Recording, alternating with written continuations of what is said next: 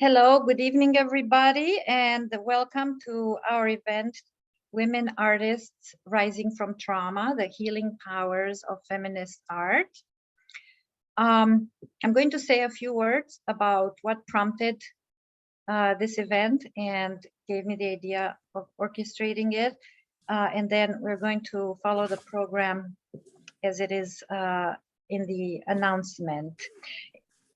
It has been a while, in fact, during the last 2 years of the pandemic that I have been processing this in very positive way, the artistic sisterhoods and collaborations that I've established with so many wonderful women artists and writers in the American diaspora, and which have helped me, given me a sense of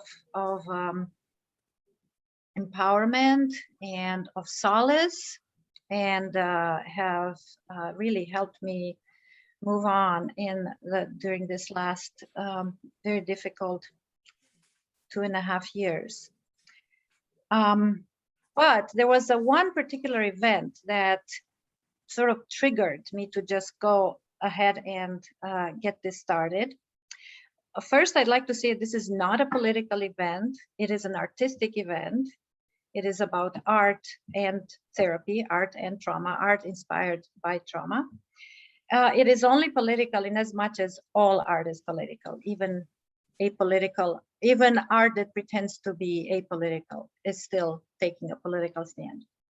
So I was inspired to create this event following my book launch, recent book launch in Chicago at the Romanian Cultural Institute, newly inaugurated Cultural Institute in Chicago. I don't know, so there was something that happened there that was magical.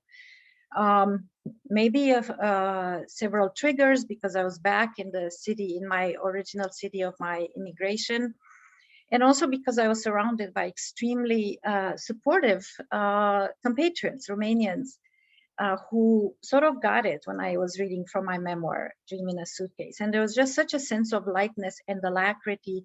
And everybody, my memoir is in fact in the rubric on Amazon of survival autobiography. So it does process a lot of my personal traumas, but it ended up being really not about myself, but about everybody there in the room.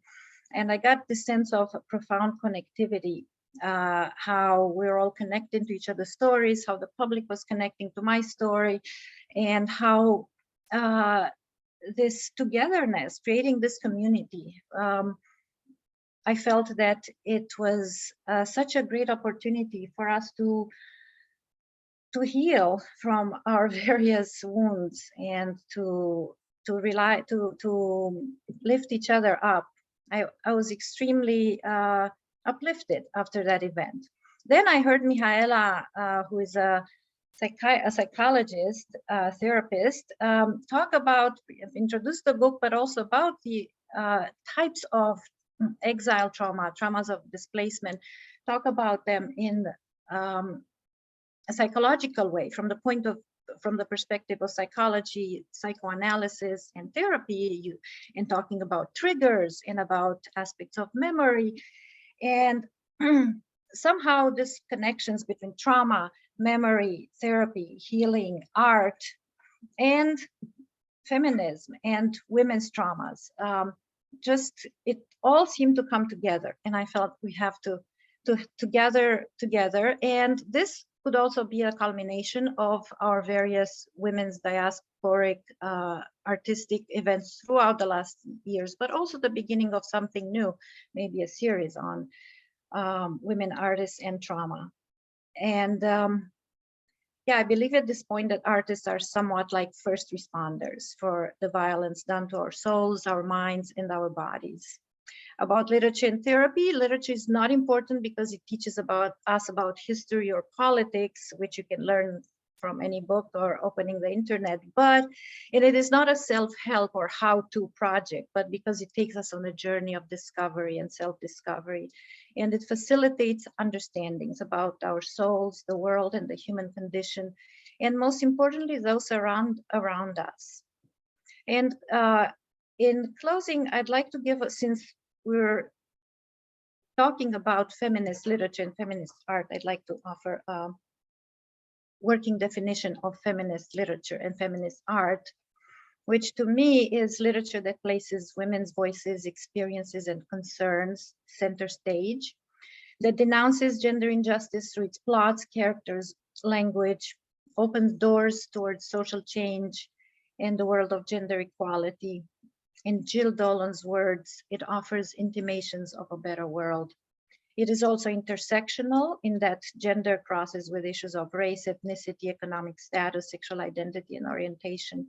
It reinvents and innovates at the level of form and aesthetic. It creates new languages in poetry, prose, theater. It is often hybridic and breaks with traditional forms in all the genres.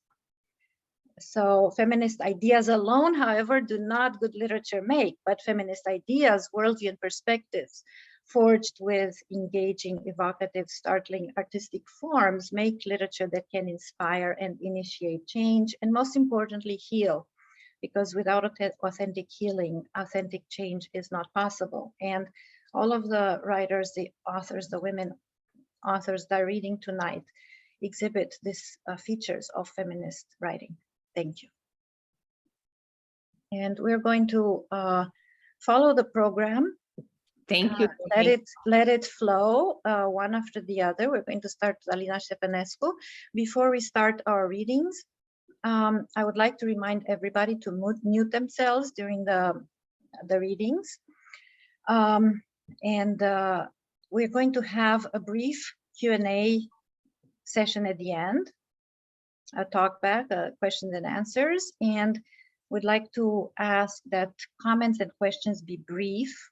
If you have longer comments or questions, please write them in the chat, but in the interest of allowing everybody equal participation, we would like to ask you to kindly be brief in your questions or comments, 30 to 45 seconds at the end. And when you're speaking during the Q&A, also we'd kindly ask you to put your video on. So since we are all visible to you, you don't have to during the reading, but if you're speaking at the end, please do so. Thank you so much for joining us. And here we go. Thank you. Thank you, Dominica. Before we start, one word, if I may. I would like to thank and mention all the sponsors of this event. Archer, American Romanian Coalition for Human and Equal Rights, Bucharest Inside the Beltway, represented here today by Cristina Bejan, RUF, Romanian United Fund, and ROCO, Romanian Community Center in Chicago, who immediately jumped on to sponsor our very creative, spontaneous, artistic event. And I would like to say only two things. Mental health is a human right. And it's important. We don't politicize that, but it's a human right. And it's the right to health, including mental health. It's an inclusive right. So it addresses not only access to healthcare, but also access to information and education. And I hope that this is what we are going to do here today, in addition to the powerful readings that we are going to listen to. So let's the program start. Hi, everyone. Can you hear me? Okay. It's an honor to be here, and I'm very, very grateful to be in this circle, and to Mihaela, who organized this, and to Dominica, and to all of my peers. I'm going to read a little bit from an essay that was previously published, that's called 14 Variations on Silence, and it takes place in different places. Bucharest, Romania. The chapel doors are open. The mid-afternoon sun spills over the wooden coffin in Bucharest. Bird songs duel with the dust.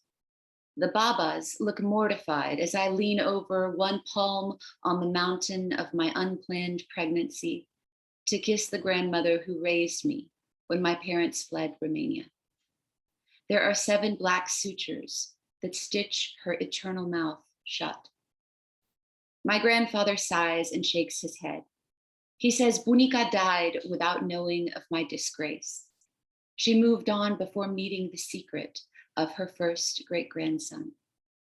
The infinite silence of the dead invokes the sacred and profane in one breath. It carves the unspeakable from the edge of the audible. The problem with silence is determining what one is winning or losing, or which rules one should regret when breaking. Dayton, Alabama. Silence has always been haunted by its proximity to loss. It began as a noun, the Latin silentium, of being silent, and from silens, the present particle of silere, which means being quiet or still. By the 13th century, silence entered English through Old French, where it designated the state of being silent or absence of sound.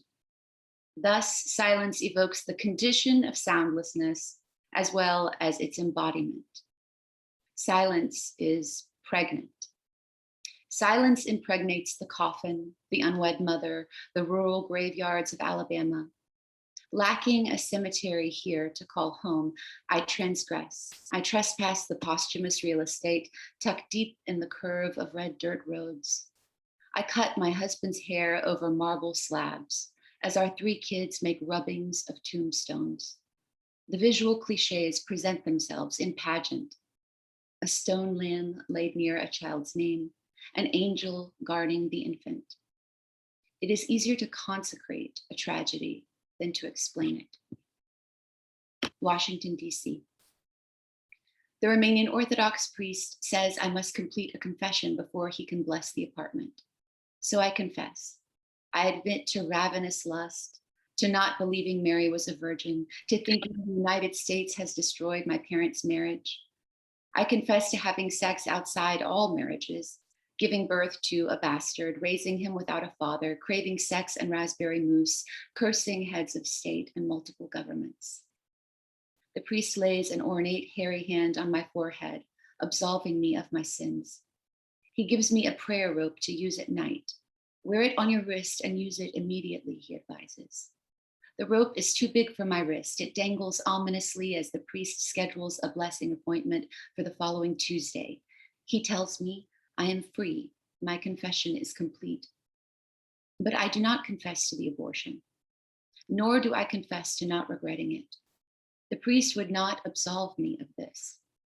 Without absolution, my son's crib would remain unblessed. The sacrament of confession is limited by my silence about what I would never undo or change. The heretic and the writer both know this. Birmingham, Alabama. Poet Heinrich Heine spent 7 years in bed, living with pain, writing the poems from Mattstraßengraf, I don't speak German, or Mattress Grave is the title of the book. Heine loved Paris. It was his place, and he is buried there near Oscar Wilde.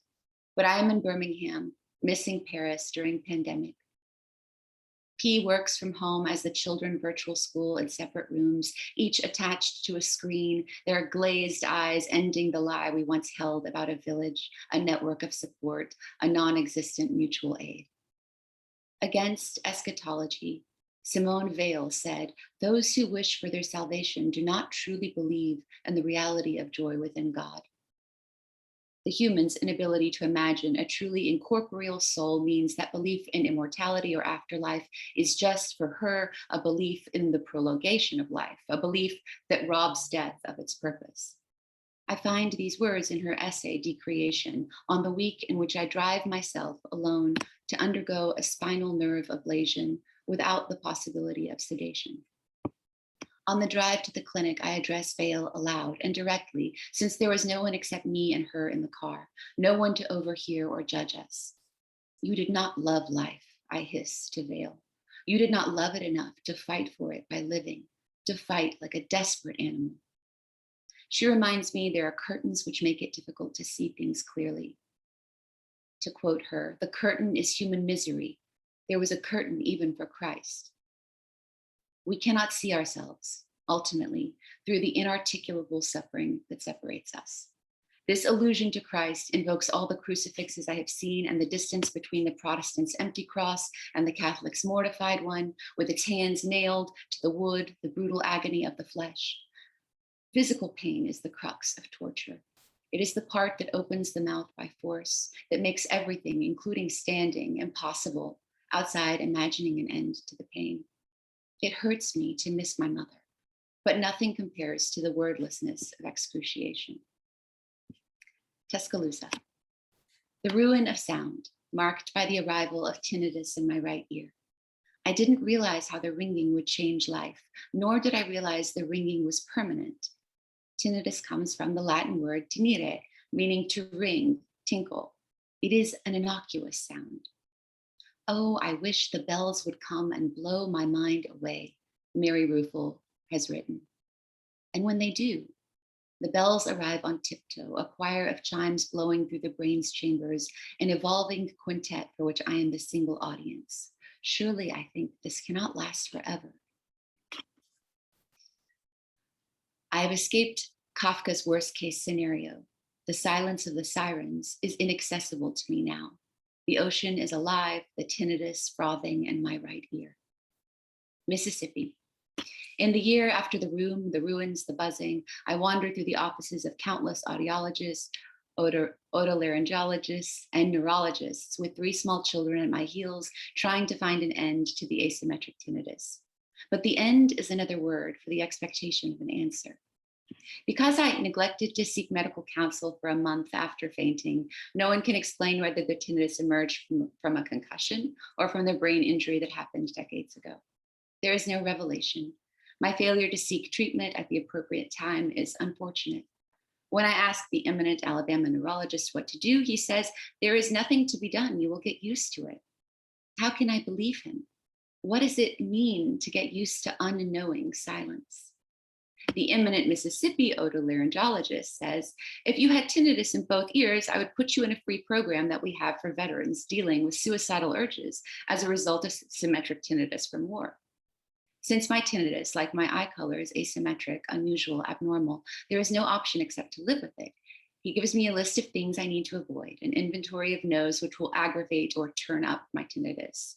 No loud screeching noises, no screams within a foot of the affected ear, avoid fireworks. I read the first 3, then stop and stare at my children for whom I am a full-time caregiver. Resisting the lure of dying is the only part I can control. Internet chat room. Because I cannot discuss tinnitus with my friends, because speaking about the abnormal self is calculated as unpaid emotional labor in the therapy economy, I become Dave 799, a profile in a private online group composed entirely of male veterans dealing with PTSD from tinnitus.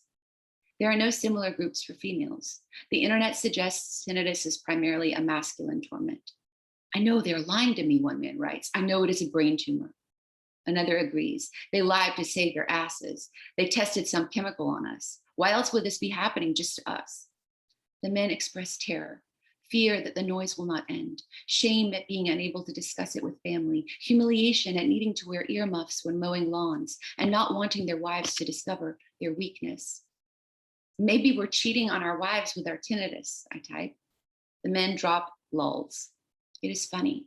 This terrible secret, the bond it creates among invisible strangers, our paranoia lightened by emoji-generated laughter. We have achieved a voiceless intimacy which unravels into humor, then guilt, then the contemplation of guilt, which thickens into an awareness of personal failure so we can return to the real world of not existing. But our non-existence is different, as are our lies. I have never heard these men speak aloud. My presence in this space is only true because it occurs without attached sound. They don't know my susurrations. I hide the screen from my husband when I am Dave 799. The developing intimacy verges on the inappropriate. These men know me in a way that I'm hiding from my partner, but they also know me as a name, a masculine mask, which I am not. This appropriation allows me to keep something hidden from them as well. Is a pseudonym a form of silence? To whom do I know my name, my gender, my articulated worries? Anais Nin published Diary in 1966, but she didn't publish Henry and June, the first part of the unexpurgated diary, for another 20 years. Min withheld the intimate to protect what existed between her and Henry Miller. She kept Mum until her death, and then Miller's. The unexpurgated versions of Min's diary were published posthumously in 1986 and 1987. To read the unexpurgated text is like discovering a new character in the room, a Min who is implicated and involved, one whose silence included the erotic tone of a kept secret. Is the posthumous publication a loudness that rips silence open without living to carry the cost? Thank you. I'll put a link to the longer version.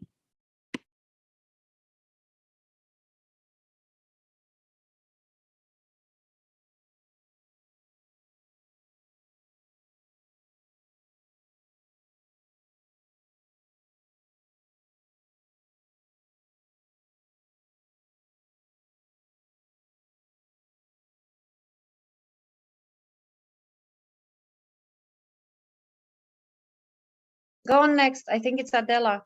Sorry, guys. Can you hear me? Yeah. Yep. Beautiful. I'm going to read 3 pieces. They are very new poetry. Thank you for allowing me to be here, a part of this beautiful presentation, circle, feminist platform. Mihaela and Dominika and everyone else who's here, thank you so much. I don't have titles to the poems, they're working titles, but I'm going to read the dates they were written. May 8th. Born with the weight of a younger brother on his head, Dad traversed an ocean after his brother. Piccolo sus, piccolo jos, the map is made for us. Bear witness to the geographic degradations, the erosions in valleys, the quieting of rivers, deltas, and estuaries.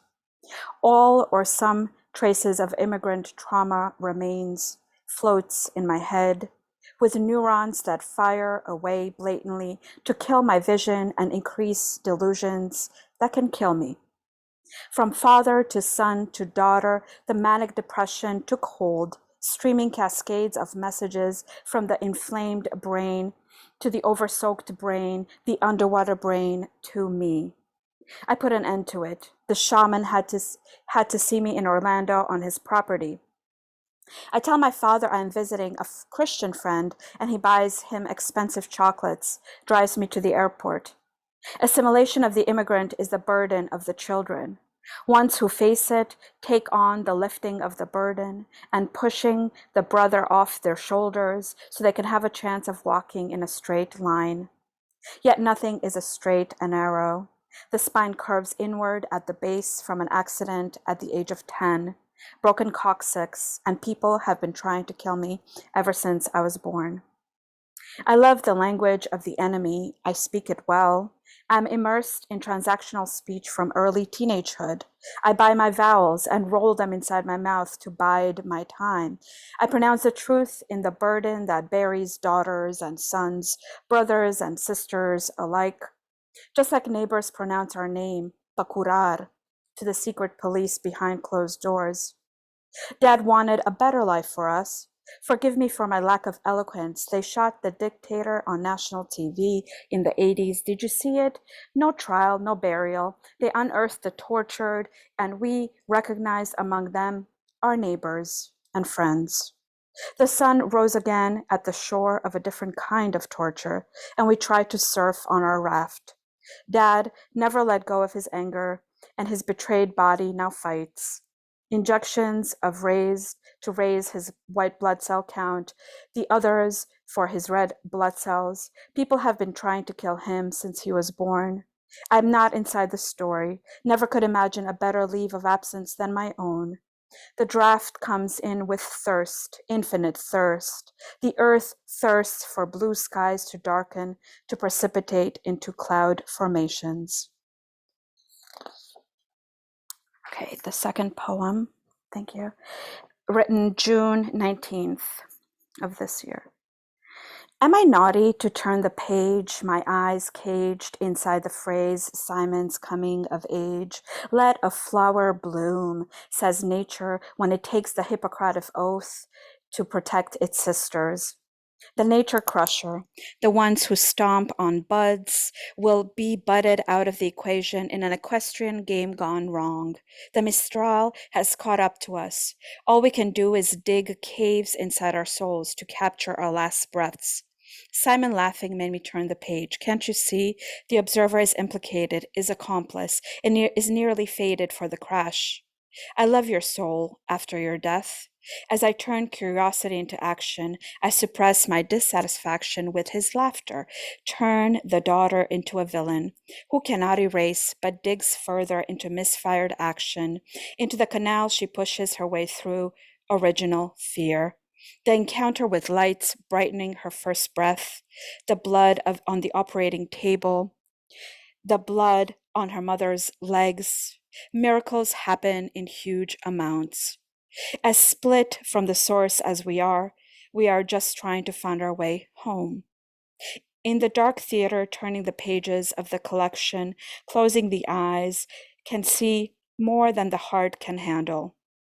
Couples make love in a passionate, hungry, smothering way as I fall deep into the well. No canal to free me now. No hand grabs for me somehow. Downtrodden by the love I grabbed, no angel wings, no eye love, no laser beams to bring me back.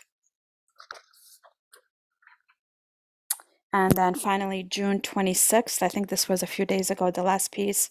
I was inspired by Ariana Rain's poem called The Rose that was in the Poem a Day, I believe, recently on that day.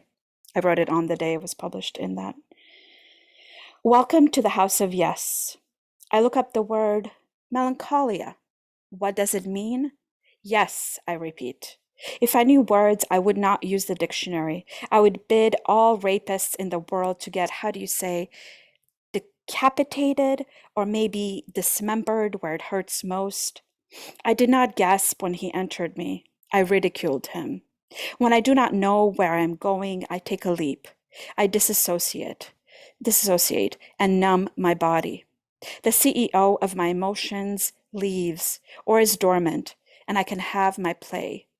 The rape lasted and lasted. My body plastered on the ceiling reflected the struggling one on the bed. I would have said no. Wait, I did say no. A no he did not comprehend. The anger surges, and I gasp.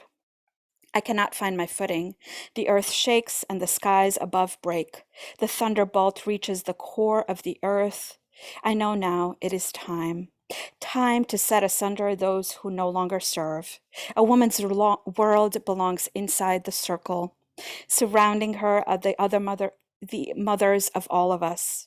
Seated in their witchy ways, readying their arms to flail with the wind, cast the spells of old upon this new world. You need to be redirected, child, they say. If I knew words, no more than yes would suffice inside the circle. Like a rosebud, ready to bloom, so would the circle grow. I am lost inside the words. Between them and their weight is suffocating. Yes, I hear in the distance. I prick up my ears and continue on the path without an end in sight. Thank you all.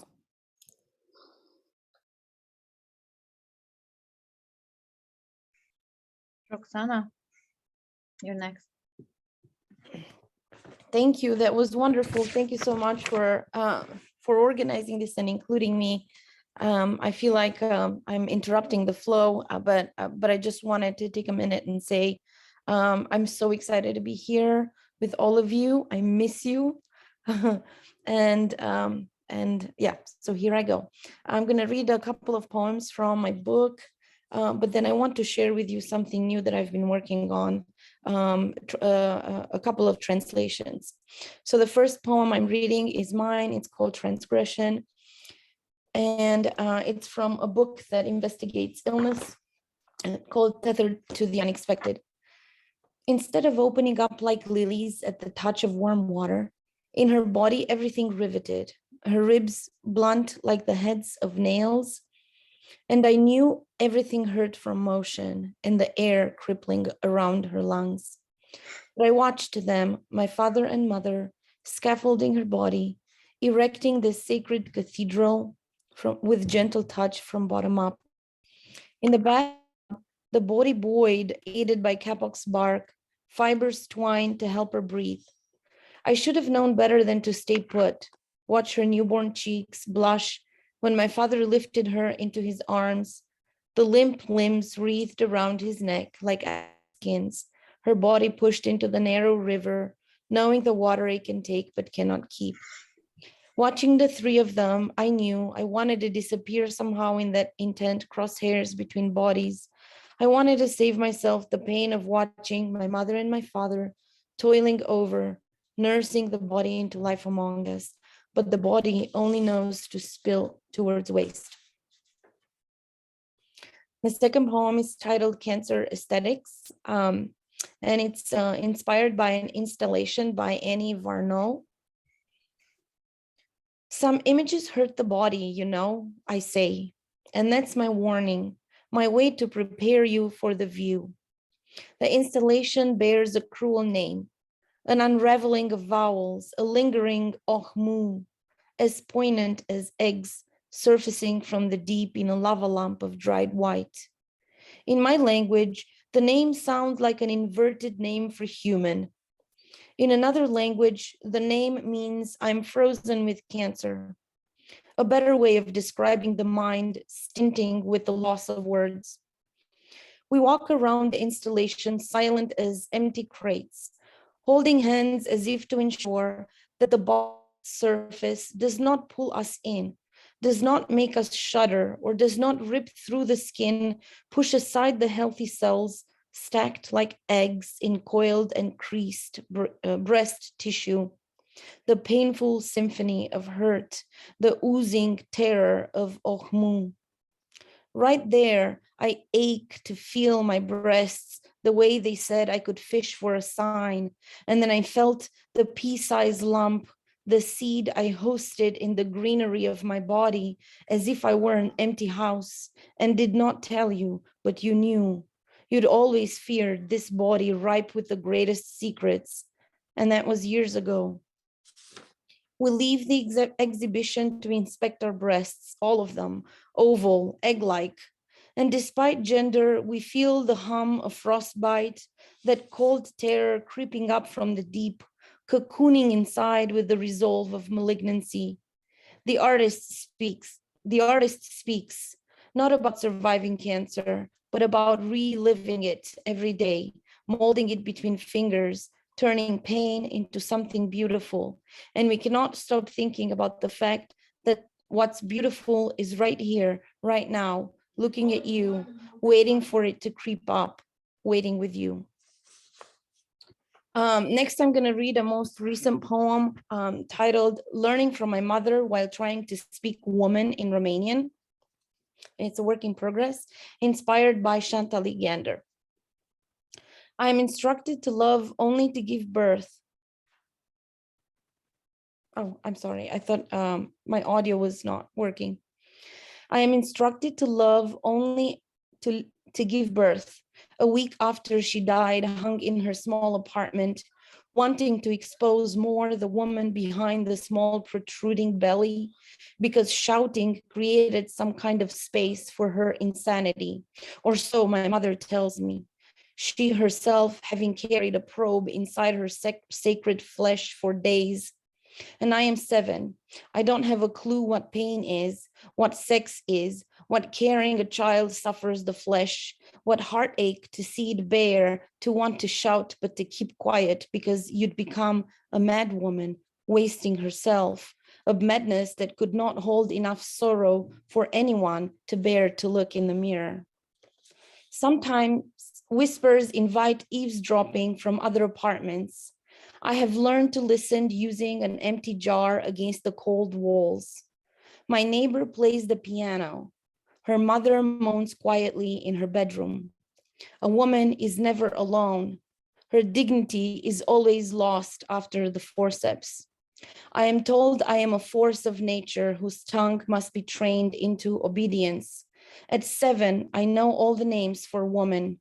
I know it's too dangerous to play house in this world where you are locked until you forget you are people too.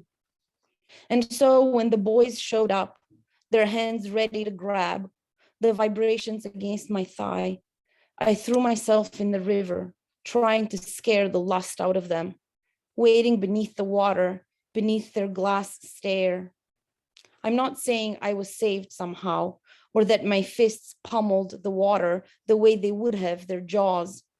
But relief is a secret silky rope hung by the ceiling in an apartment, creating some kind of space for a woman's insanity. And I'm going to finish with two shorter poems by Ileana Negrea. Ileana Negrea is a Romanian poet. She is the winner of the Mihai Minescu Poetry Debut Prize in 2020. She identifies as a queer med feminist poet. And the first poem I'm reading, it's entitled Be. And there's going to be references to the Diagnostic Statistical Manual of Mental Disorders and to the International Classification of Maladies. The title of her book is Half of My Life Now, or Jumătate din viața mea de acum. Some say it's the first they've ever written about long before DSM-5 and ICM-10. Call me by my name. It starts with a B as in blues, B as in bipolar. Boozy with happiness, the seven-headed beast, borscht soup, short hair blonde, biseptalum for every little shit when we were little, bizarre because I avoid eye contact, a ball, the ball we run after, the team of doctors and I, differential diagnostic, borderline, abandoned, who the hell knows? I am the seven-headed beast, boozy with happiness. And another poem called What You Have Down There, also by Ileana Negrea from the same book. It is more than itself, a planet, an unruly and undisclosed world. It is a just society, an equal society. It is an outdoor cathedral, a cookie cutter for life, a bottom of the ocean populated by an extraterrestrial plankton, a massive, mighty neodymium magnet. What you have down there, honeyed water, divinity's drink of choice, a central unrounded vowel like an unreachable path, a silk road binding the sacred to the fleeting, bone to body. What you have down there, a butterfly, wide wings, unflinching, a hankering, a taste for something, and a whim, titillating and triggering, disturbing the coherence of light. What you have down there, Galagolithic alphabet, I study it, I use it to write my name, I dig in it tenderly with the tips of my fingers, my tongue, in this kinetic sand where I write my name to be the last. Thank you so much. And thank you to Ileana for sharing this work with us, for allowing me to translate it. Carmen. Sara, thank you so much.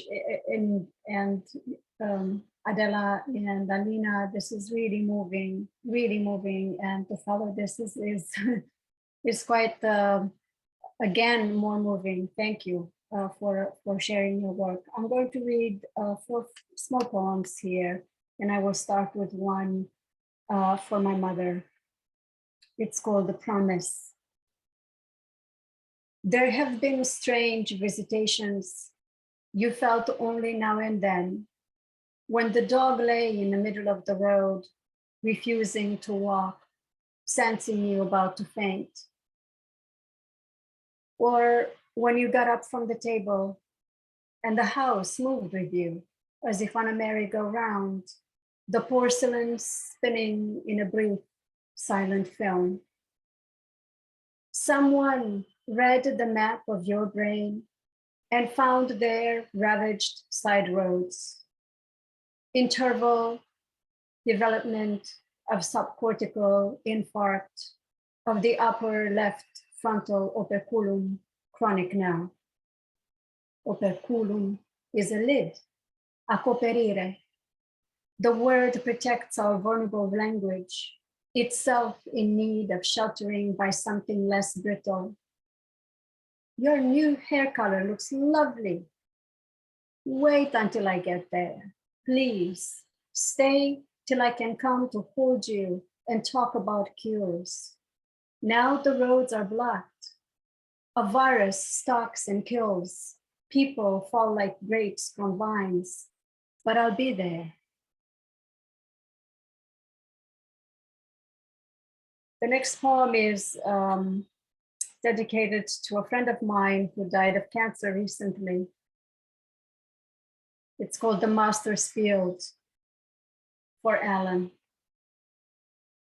When our friend sent news about you walking that final stretch of road, he asked if I would write because he thought it best to be reminded of friends and happy times. Memories of the three of us playing like children at recess in the Master's Field, between lectures on poetry, philosophy, aspects of structural design with glass, walks at Christ Church Meadows, strolls through St. Catherine Fields and Magdalen Park, wine and mussels, chess and hearty laughter, flooded me with such a force that I felt at a loss to find comforting words to offer during your final days. I remembered Mark's wedding in Adelaide, the vineyard, the two of us walking in Sydney's botanic gardens with youth on our side. Exchanging news with you became a heartbreaking game of wait and see. No one learns how to die young. Now that you have gone, we are gathering to celebrate the one of us, you brimming with smiles, always calm, always thinking, then back to that inner smile that kept us companionship in happy times. Alan, you will hold the rest of us together as much as memory does, gently and forever. The picture of yourself you sent to me is of a boy playing on the floor with his father. It's one I've never seen. It's a part of you I never met before, my dear friend. A parting gift. The little boys I liked takes me by surprise like a wish half fulfilled, or like a thought that barely touches the mind and leaves before you have the chance to learn what it is. Tonight's salmon sky surprised me in a garden, and like your life, vanished before I could record it in my mind's eye. I see Mark and you in a Master's Field at Balliol. In that moment, before the professor of poetry's lecture, when it was so hard to tear myself from our chasing game, to go learn about the fields of just and perfect words.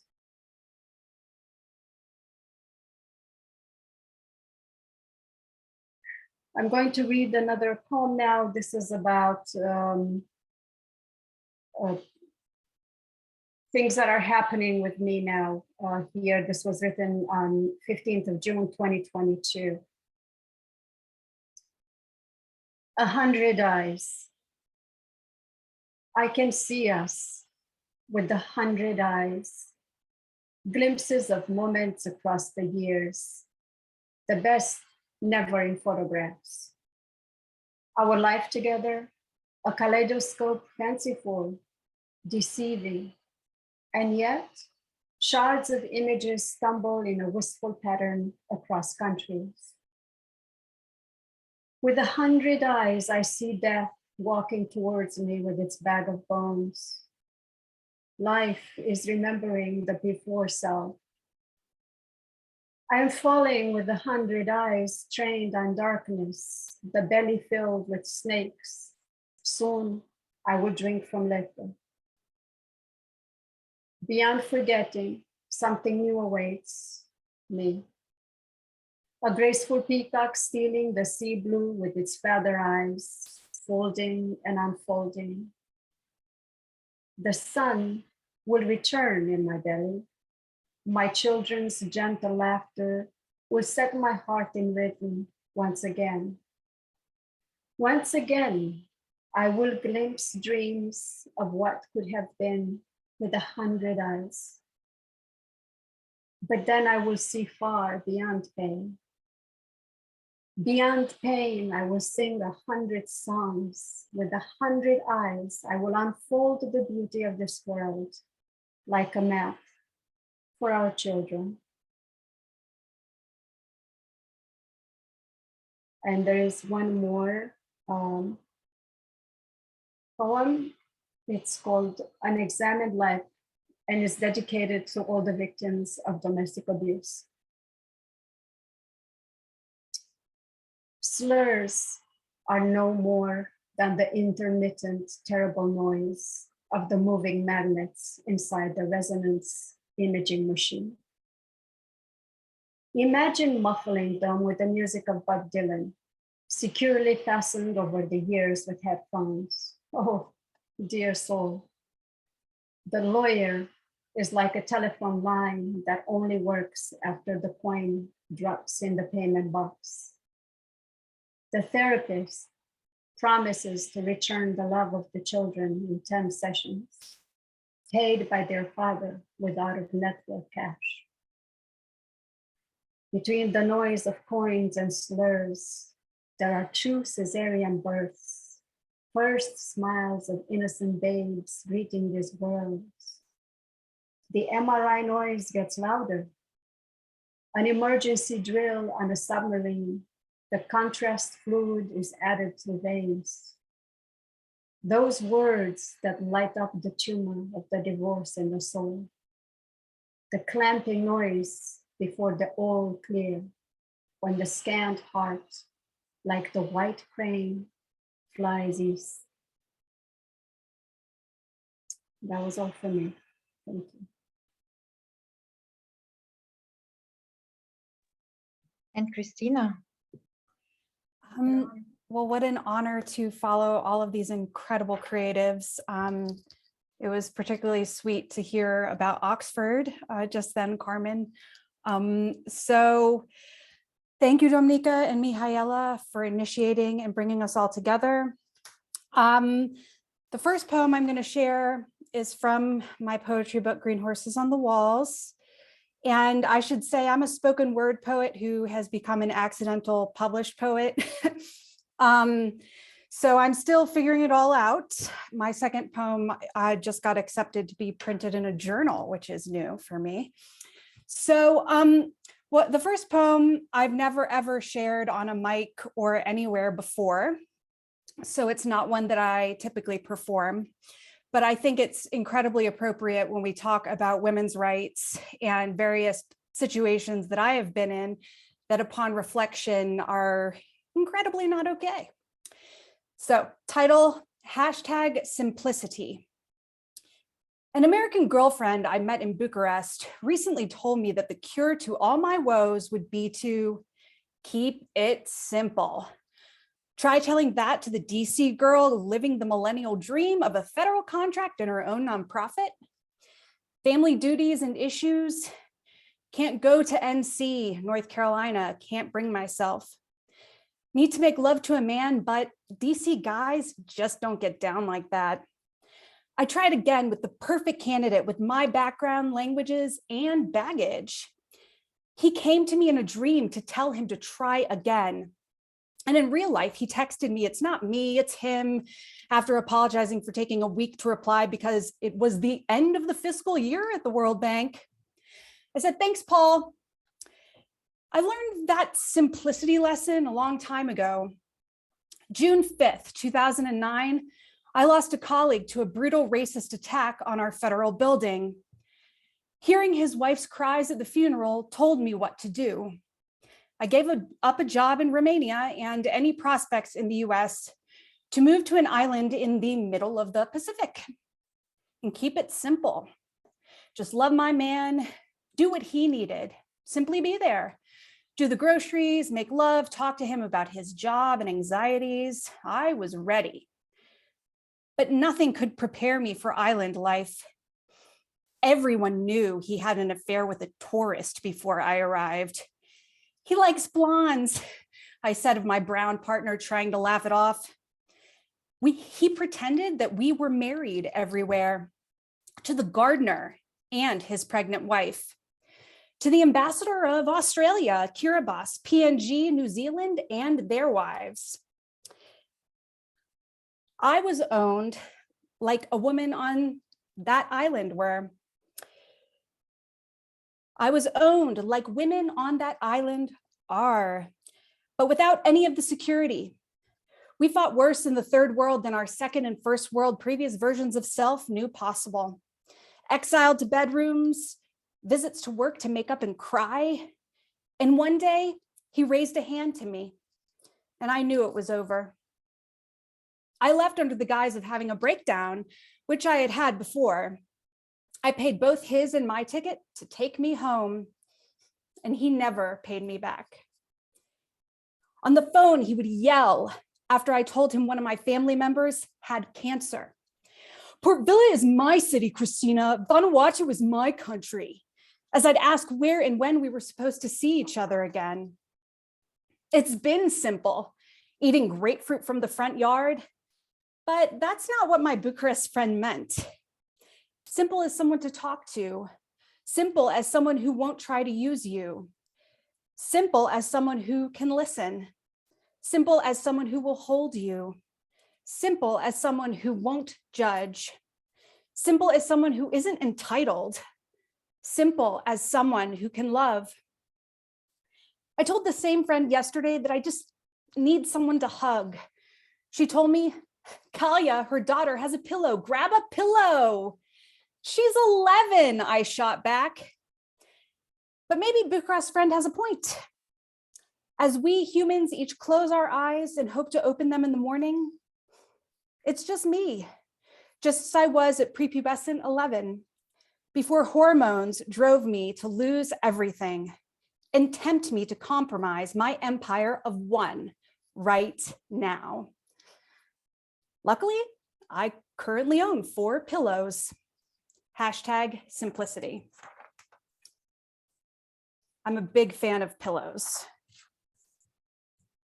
So the next one, of course, we've tackled difficult things here in our Zoom event, but I also wanted to share a celebration. This is one of my most recent poems, and it's the one that was just accepted to be published in a poetry journal. Wow, exciting. And it's also a celebration of family, and it's the perfect poem to share with my parents here on this call. I don't think you guys have heard it yet, actually. It's called My America.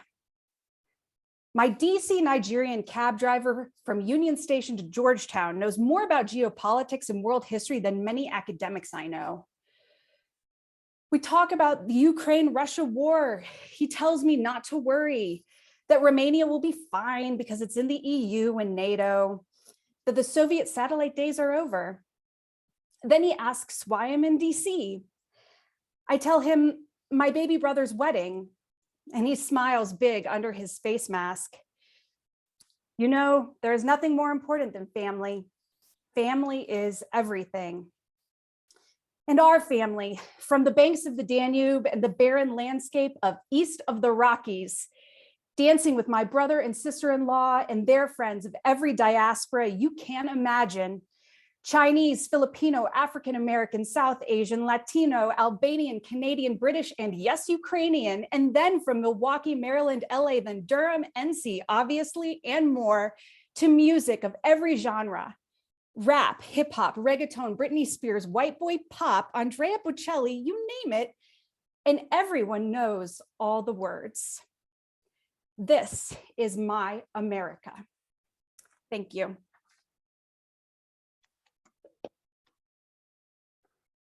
Thank you so much.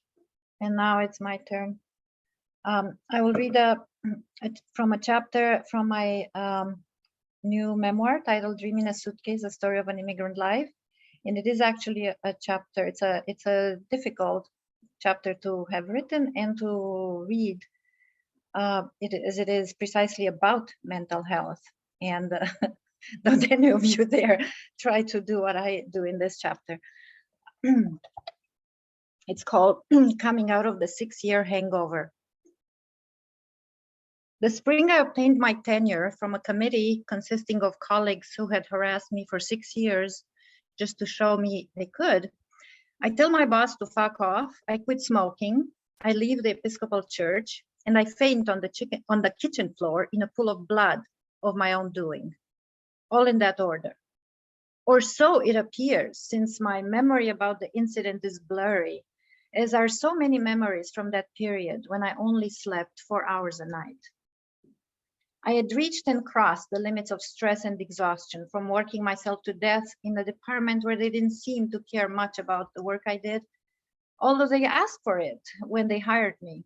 The strain from the single motherhood, the cracks in my new marriage, the clash of Zoloft and Irish Bailey's cream I mix one evening when the kids are too loud, my mind torn out and my husband too absent, cause a tiny short circuit in my brain, and poof, before anybody can do anything about it, I'm lying on the floor with a bad case of whiplash from the fall and the blood squirting from cuts in one of my arms. In the moment between holding on to the kitchen sink and falling, I remember thinking of Sylvia Plath and saying to myself that she did it because she was overtired, not because her asshole husband wasn't there. She wanted to write poetry and was all alone with the children all day. She didn't have a moment to herself, and that would do it. My children are puzzled when they come inside the kitchen from playing outside and see me lying on the floor, and I feel infinitely sorry that I let them down. My husband, who arrives panting behind them, says, "Your mother had an accident while cooking, but she'll be all right." My older son asks, "How did she have an accident while cooking?" His question remains unanswered. The kitchen is a dangerous place for overwrought mothers. My son takes paper towels and tries to stop the blood. He runs across the street where my French new colleague and friend lives to bring her over. She knows what to do. My little one is sitting on the floor, staring at me, guarding me, holding his red, white, and blue teddy bear and sucking his thumb. By the grace of my friend, I end up at the emergency room where the doctor, who also happens to be the father of my older son's best friend, stitches my cuts with meticulous care and asks lots of questions about the incident. He's kind and does a great job sewing me. I started dressing myself in the second person again, as my therapist had advised. She had a point. It's comforting. You distance yourself from your own fucked up self and you feel freer. Then you must see the hospital social worker before they can release you. This is how you explain your messy state of mind to the social worker. Here is your brain, you say, drawing a large circle in the air. You have a large brain, the size of the entire little town. And here in the middle of your brain is the novel you've wanted to write for 10 years, but haven't had the time to do so. And it's red and swollen like a raw tumor ready to explode, begging to get out. Here next to the novel tumor are the children you love so much, but whom you're obviously letting down. They look sad and agitated. They're sick of the same soup and pasta you've cooked the 10th time in a row. They cuddle next to you at night, hoping you will read to them their favorite story from the book of Greek myths, the one about Zeus transforming himself into a fly. He's the king of the universe and can change into everything he damn wants in order to sleep with the women he lusts after. Your head falls on the book as you doze off in the middle of your reading. Here in this other region of your brain, you gesticulate to the patient hospital worker who is looking at you like she cares. Here is the French subjunctive and the conditional and the passé composé screaming their many different forms in exasperation as all the students who won't get them and who make a mess out of the orderly ranks of these perfectly shaped grammatical forms. They have a point to be mad, but you're doing your best with all sorts of games and fun activities. You know the French subjunctive and conditional are hard and the students are doing their best. Everybody's doing their goddamn best and the world is still a fucking mess. Then you move on to the other side of your brain. You've got an infinitude of sides to your brain. And this is the side where your colleagues who finally voted for your tenure and a few others from across the campus are all sitting in a meeting, looking at your file and griping about it. The social worker is confused about my use of the first and second person alternation while telling the story. I tell her I often talk to myself in the second person and that I'll change it to the first person, only if it's easier for her to understand, I say, while thinking, goddamn moron, why are you a fucking social worker and you can't even get the therapeutic interchange of pronominal forms in my inner conversations with myself? I changed the whole confession entirely to the first person to make it easier for the social worker. And to think of it, I'll write my novel in the first person too. It's a good person, whenever that may be. But back to my brain. My colleagues are all making a terrible riot inside my brain too. Whoever invented colleagues anyways. The colleague who didn't talk to me for 2 years because he was mad that I was getting a divorce and he was losing my husband as his new buddy, goes on and on in a droning voice about the grades I give my students. The colleague who told me that I destroyed the department. The colleague who told me that I destroyed the department because of something happened to my again. The colleague who told me that I destroyed the department because I drew too many students into my classes is complaining about me and about what a bad colleague I am, while twisting and writhing in his chair like a deplorable character in a Charles Dickens novel. And here comes a colleague from the business school who once came into my house with his wife and started yelling and hurling curse words at me as I was sitting on the sofa in the living room reading to my children. They are yelling and swearing because I lost 2 screws from the crib they had lent me when I had the baby 4 years ago. They're asking me to write them a check in the amount of $250 as compensation for the 2 screws in the crib, or they will complain to the dean of an honor violation. These colleagues are making a huge riot inside my brain, filling it with a greenish poison-like bile, or maybe it's cyanide, the organic, all-natural version of cyanide obtained from the health food store. Just when the social worker, who is yawning by now, thinks the story of your brain is mercifully over, you go on about the judges and the lawyers in the trial that ended 2 years ago, but we're still sitting somewhere inside your brain, in the legislative and judicial branch of your brain, judging your mothering, your past, your present, your sex life, your morality, and deciding you owe them $10,000. Among them is also one lawyer whom you hired because you thought she was going to understand and respect you better as a working mother, and because she was the one who got the policeman who had killed his wife a few years before your trial convicted of murder. Only that this valiant lawyer ended up suing you for more money and asking you if adultery was a thing in Romanian culture.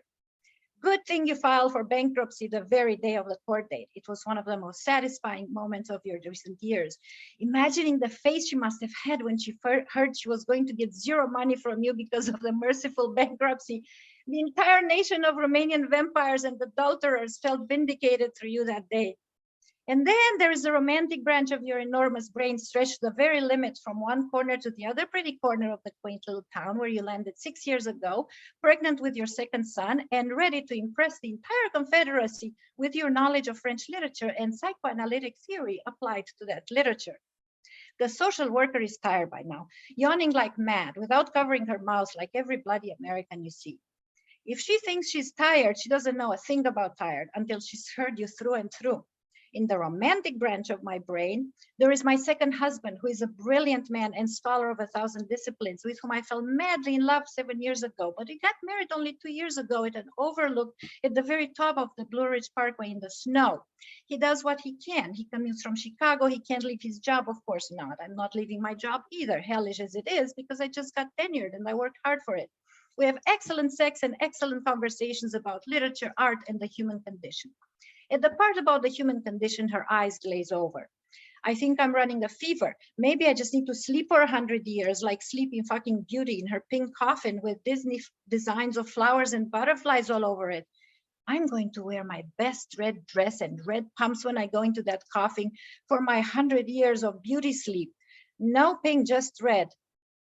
By the time the emergency personnel are all getting fidgety and tell me that if I need anything anymore, I should call them. Don't hesitate to call us if you need anything, honey. I have no idea why I must call them when I'm right here and haven't finished my story yet. I still have to tell her a part about my father who had a heart attack recently and my mother who is taking care of him all by herself in Chicago while teaching French like me. Yes, she's also a French teacher, like mother, like daughter. She spends the night at the hospital sleeping on the floor next to my father's bed, and in the morning she goes to university to teach her classes. She writes poems in her spare time between 3 and 4 in the morning.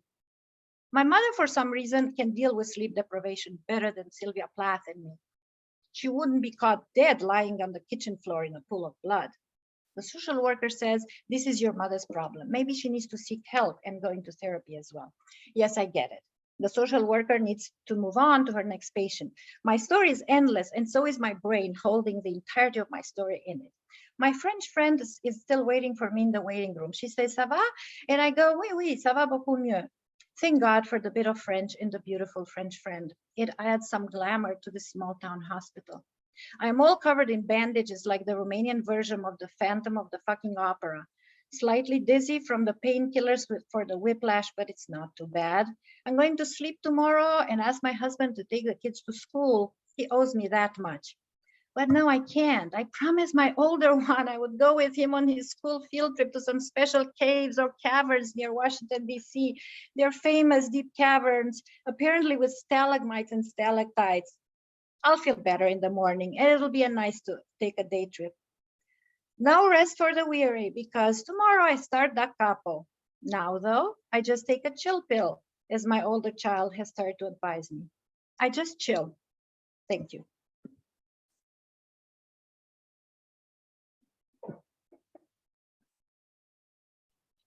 All right, here we are. And as I said in the beginning, Mihaela was having my book launch together with Mihaela, and hearing her interpret things through a psychological perspective is one of the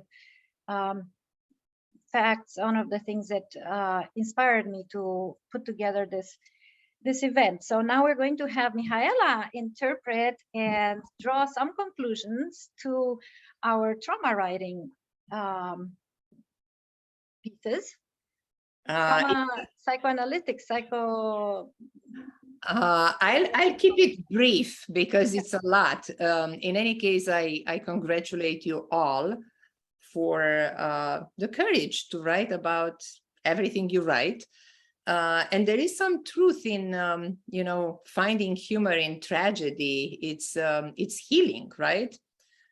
We all find that when needed. We have that internal resource. I would like to start by making a clarification. It's a question that I typically hear in sessions, and I think it's appropriate to share with you here about trauma. Many people come and ask, you know, why that's a trauma and mine it's not. What's a trauma? Why this is bigger than that? How do we measure it? How do we quantify trauma? And to simplify that, I would say trauma is part of life. We all experience it. We are not exempted from it. And it shows up in traumatic events in one's life.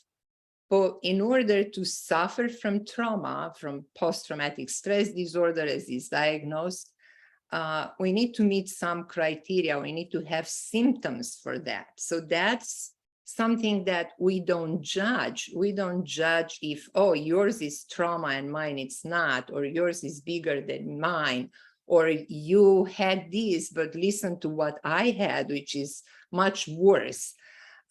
We really have different ways of responding to traumatic events in life, and that depends on multiple factors, including neurobiology, the psychology of the individual, different previous traumatic events that have been stored and not dealt with, and also depends on how many resources we have, how many resources we've built over the years in order to deal with adversity in life. And I would like to pick on that part. You know, what can we do as humans in order to build more resources? I'm not going to say this is going to be a replacement for going to therapy. I'm a therapist and I promote that, and I encourage everyone to seek therapy if needed or seek professional help. But there are ways that we can actually help ourselves in the process when life, you know, pretty much gives us a test. And the two elements that I'm going to refer to briefly here are emotional resilience and self-compassion. And you think, well, what does that have to do with art? Yes, art is therapy, therapy is art as well. But there is an interesting connection between emotional resilience, which is what is the capacity, the human capacity to deal with strong emotions and impulses in a way that is not going to affect us to have an outcome stronger that will need more, more treatment, so to speak.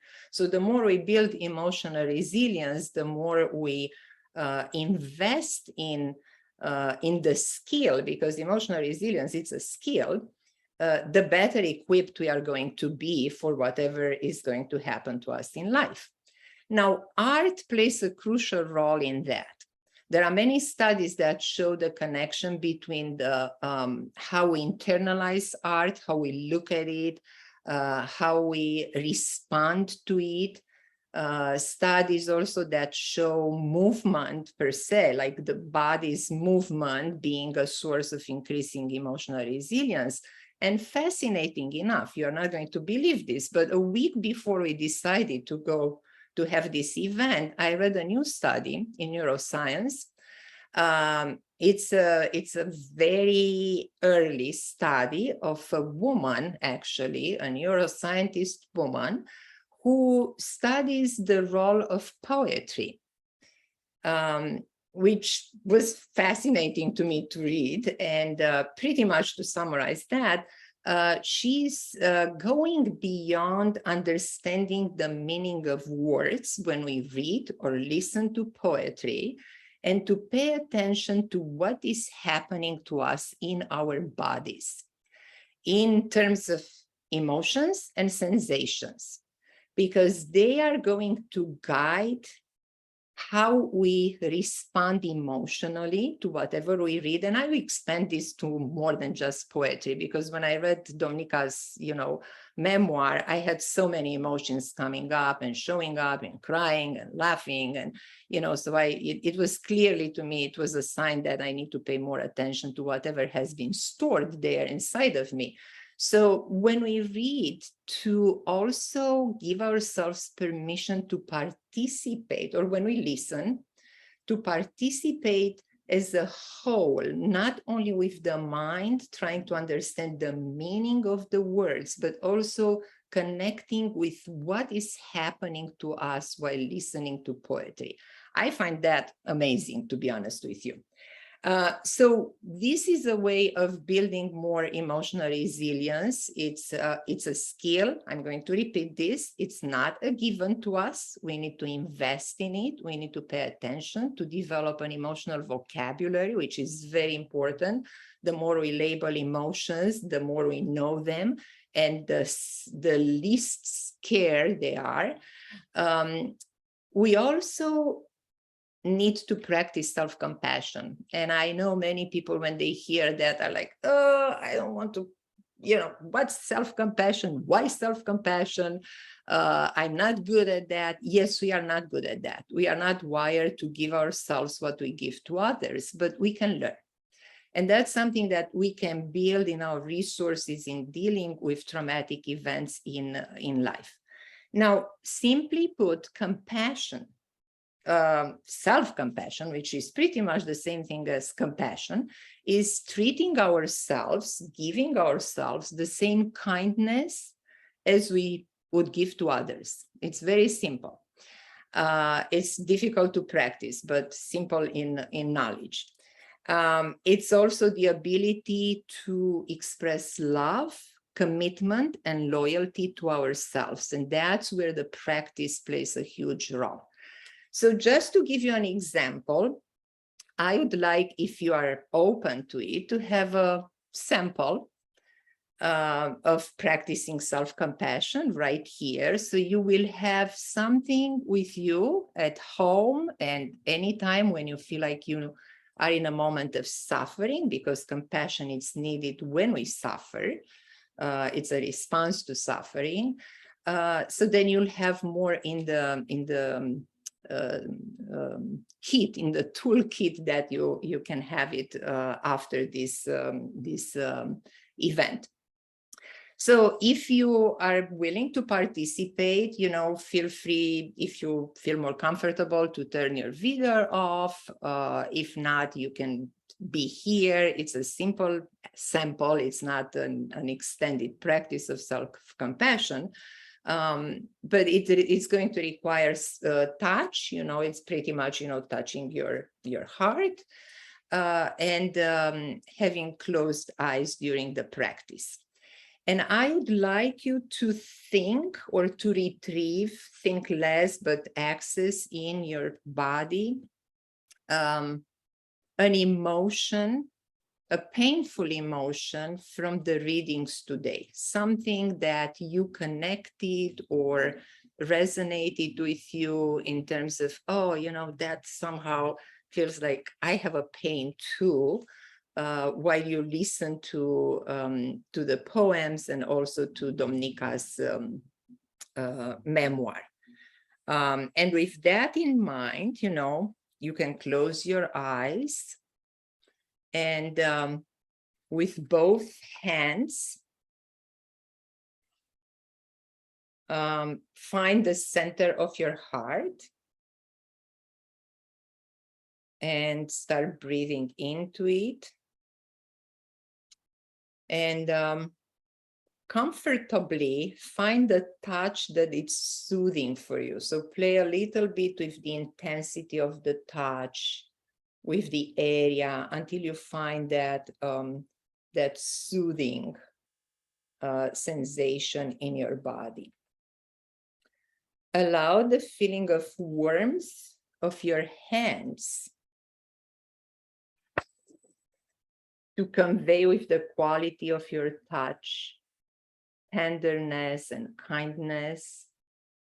And notice that feeling, the feeling or the sensation you had in your body while you listen to the poems. What kind of sensation did you experience in your body while you were present and listened? Where in your body did you experience more aliveness or pleasure, sorrow, or emotional pain? And just touch that area, you know, that emotion in you, and breathe into it, paying attention to the expansion and contraction of your heart while breathing into it. See if there is any other emotion that surfaces for you in addition to the one that you chose from the readings today. What is that emotion conveying to you? Is the touch felt as an act of kindness to that emotion? If not, see if you can change the intensity, the quality of the touch of your heart center.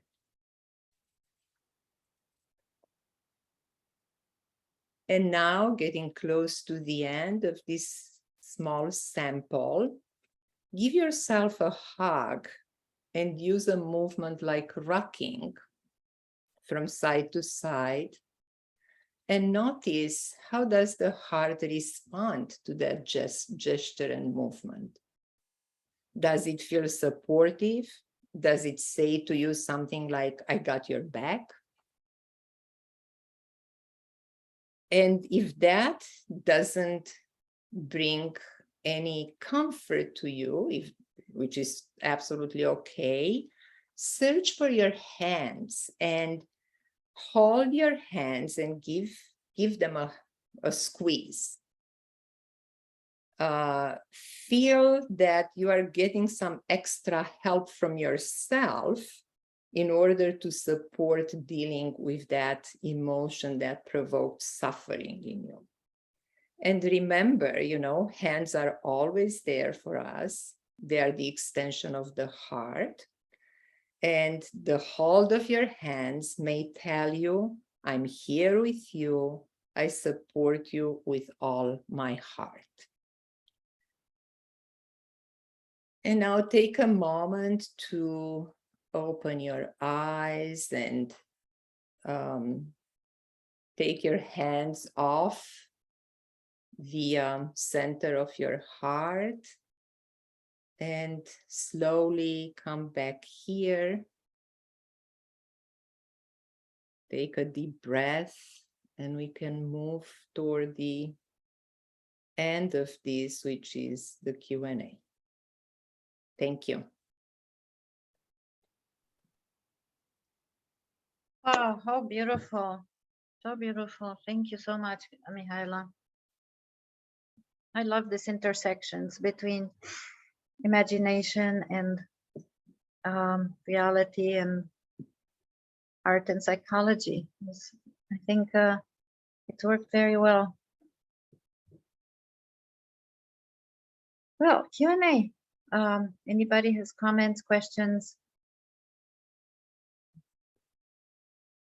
You can, under reactions, you have the hands, raise the hand if you want to pose a question. Sabina. Yeah, thank you very much. This was wonderful, and thank you to Mihaela, if I may, for the exercise. I think it was really inspiring, and it connected us to literature in a bodily way, which I think we should always try to do. I was wondering, I have a very general question to anybody who would like to answer it. Because it struck me that everybody read poetry with the exception of Dominika, who read from her recent memoir, and maybe it's just a coincidence, or maybe memoir and poetry are related because they're both about speaking out the self.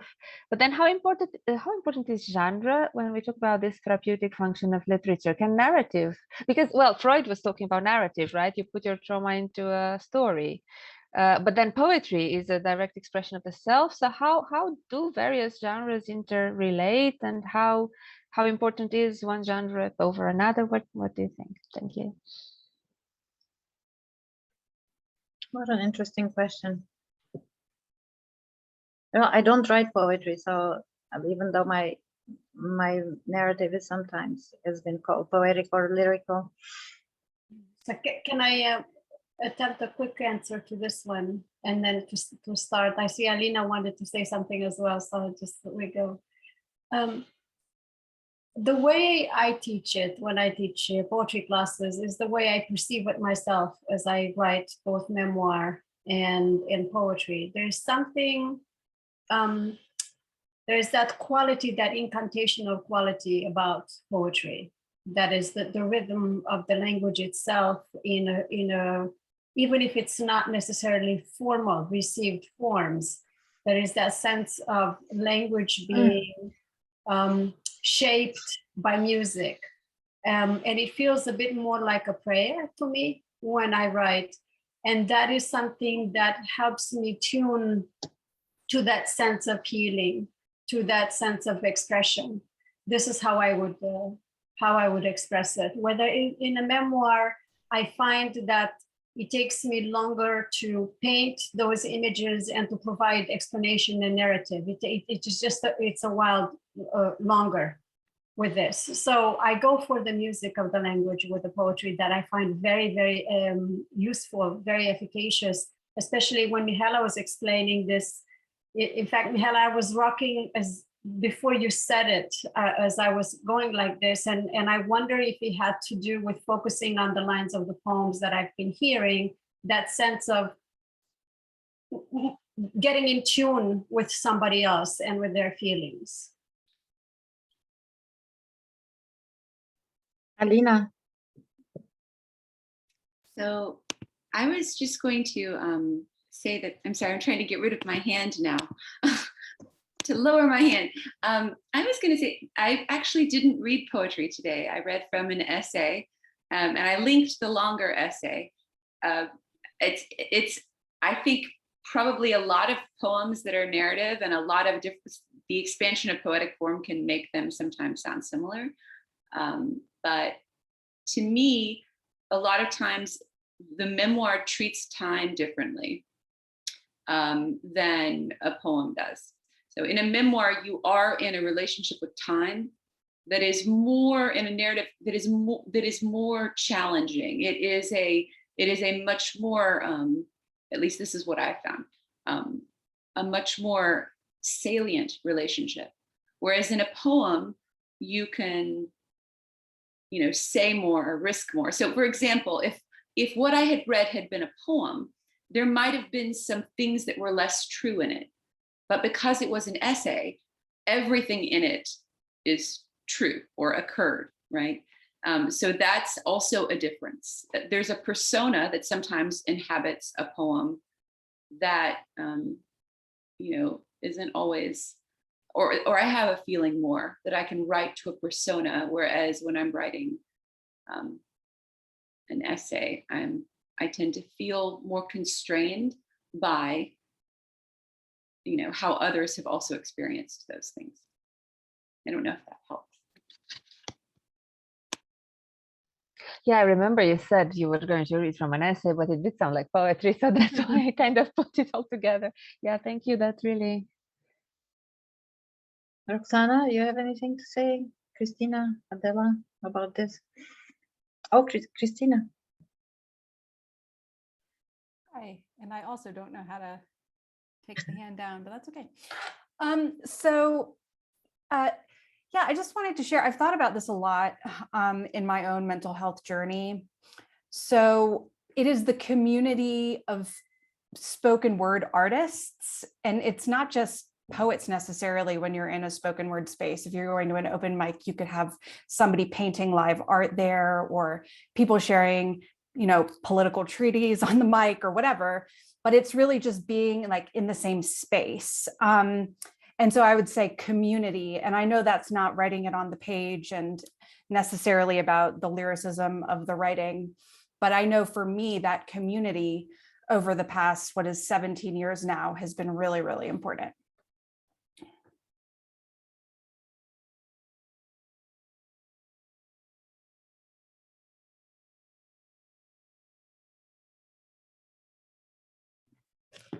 For me, telling a story from beginning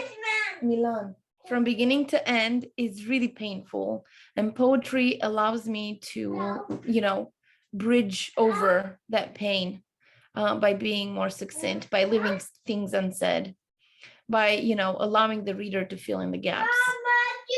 Sorry.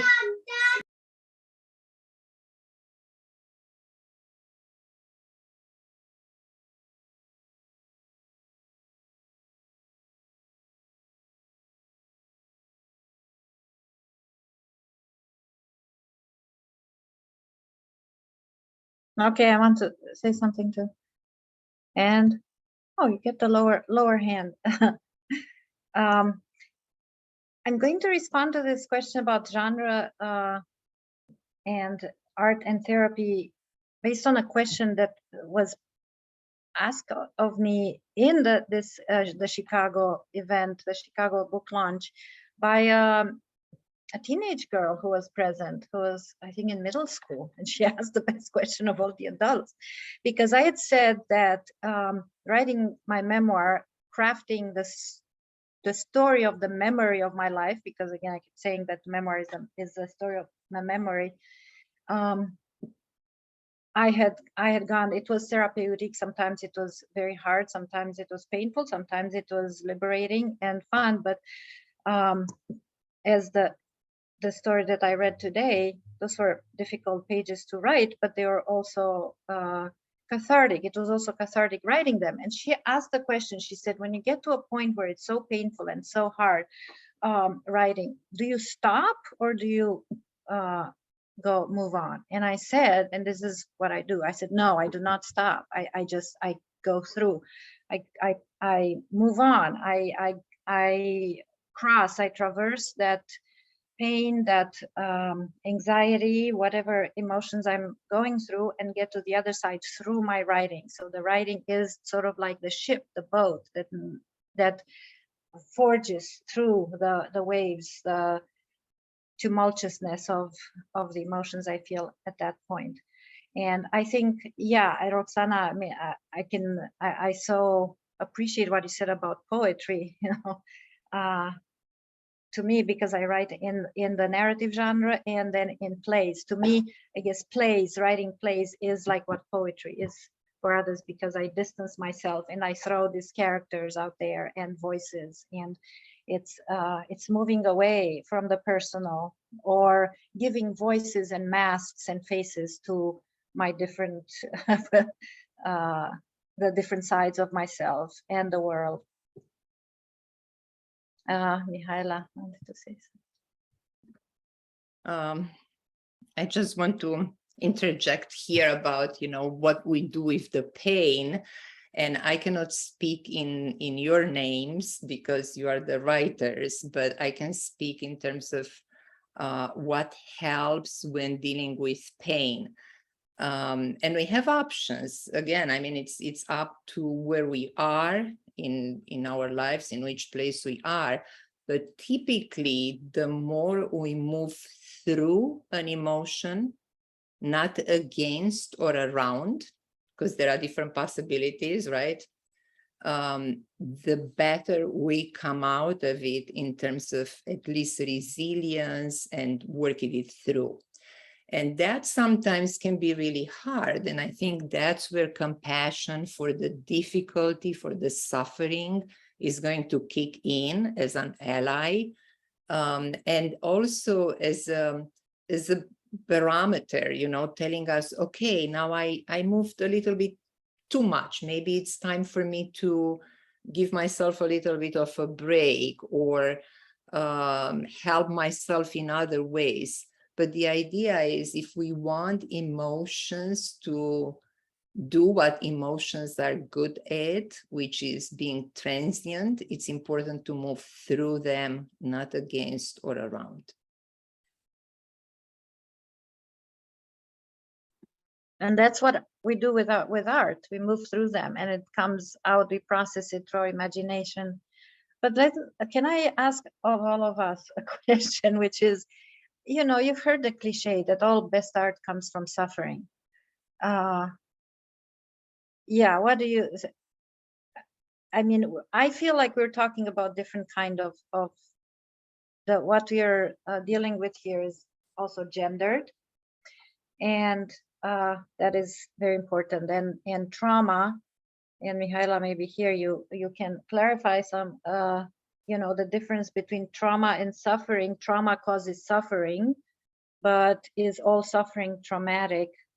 I mean, we suffer as human beings, aware of the human condition, that we are going to die one day. That's the sort of the existential suffering. But then there are very concrete sufferings that are triggered by events and by traumas, like in some of the wrenching poems that I've read today. Just something to think about. And Alina, you have your hand up. Let me get rid of my hand. Yeah, I chose to read that essay today, partly because it is about something that I've encountered that's difficult for me when writing. I find it much easier to write about loss, about grief, about emotional suffering than I do about excruciating pain, which absolutely no thinking gets rid of. And I mean physical pain. So there is not, for someone in chronic pain or with nerve damage, a way of thinking that allows you to get out of it, except to get out of your body completely. So I spend days choosing not to be in my body mentally because it's painful. And that is not a thing you can write about. I find that to be actually, physical pain is probably one of the most difficult things for me to write about, because it is, you can't process it. There's no processing to it. There's no solution if you process it and feel it more. There's no, there's just this ongoing relationship between your brain and your body. And so I think that's one interesting point to what you're saying to me. I don't have like an answer to it. It's just that is something that challenges me a lot as both a writer and a person and a human, is that distance between the things that I can handle to write and things that I can't articulate.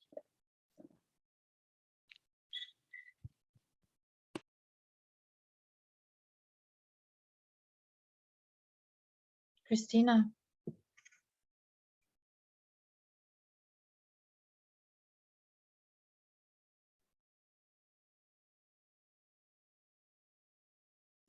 I said I'll try to be brief with this thought.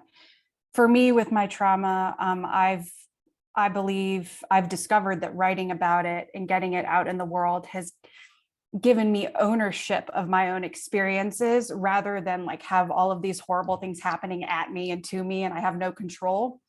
So writing about them, and a lot of Green Horses does write about mental health and sexual assault.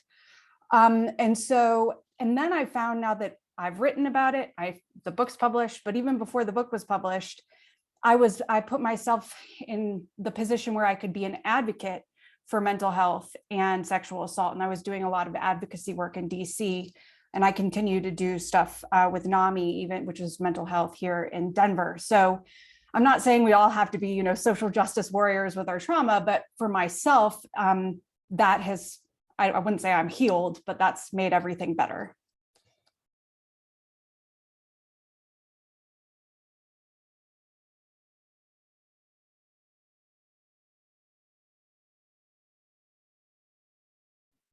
What I would be interested in knowing is for readers, because we are writers, but we're also readers, how therapeutic is the reading of literature and of feminist literature. To me, reading feminist literature, is just incredibly soothing and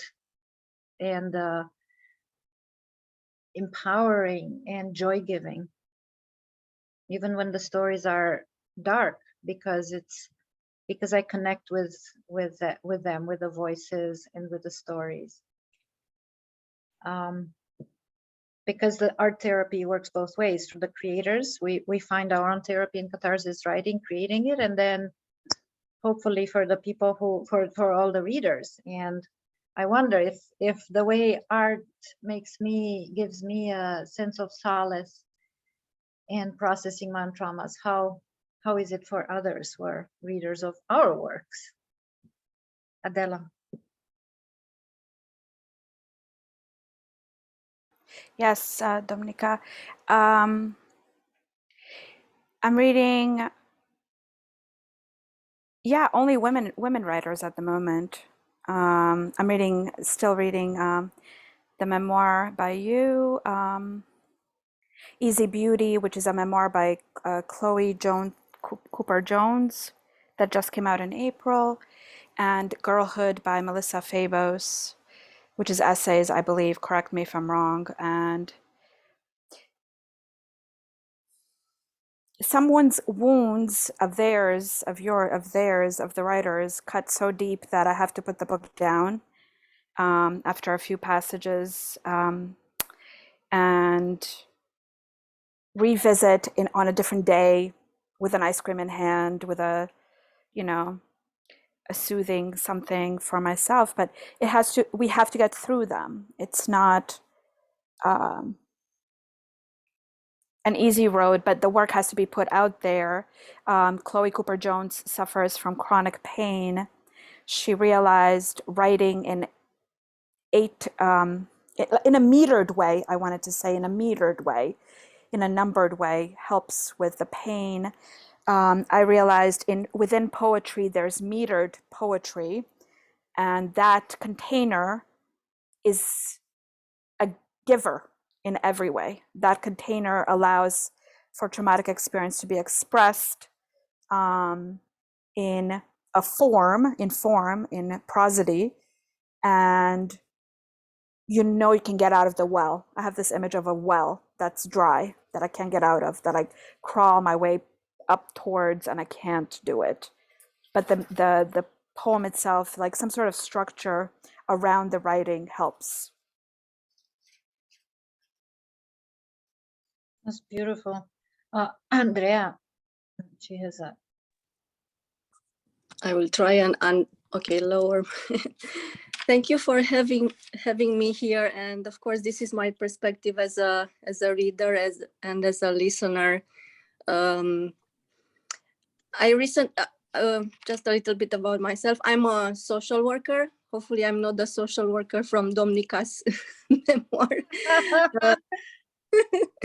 I'm a hospice social worker, and I know it's probably part of my training as a hospice social worker. I tend to read a lot of memoirs written by authors who have been experienced loss, many times traumatic loss. It's also healing for me, for my own type of losses, because I think in a way it's, as Mihaela said, the best way it's through pain, not around it, not avoiding it or going against it. Is like that metaphor about grief. Grief comes in very destructive, in a way, waves. And the best way to do it is to learn to how to swim through those waves. It's like, you know, how the surfers are doing. They are just befriending the waves.